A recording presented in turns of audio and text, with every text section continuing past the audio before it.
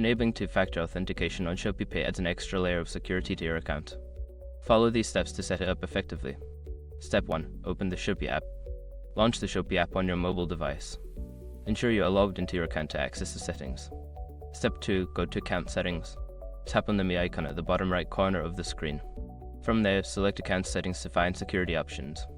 Step 3. Select two-factor authentication. In the Account Settings menu, look for the Security section. Tap on two-factor authentication to begin the setup process.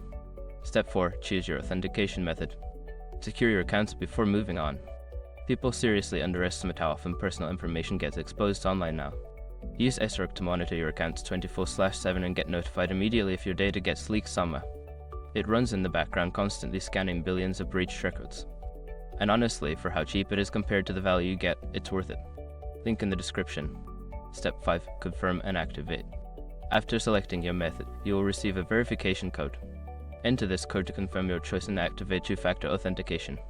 You should see a confirmation message once it is successfully enabled. By following these steps, you can enhance the security of your ShopeePay account. Always remember to keep your authentication method secure to protect your personal information.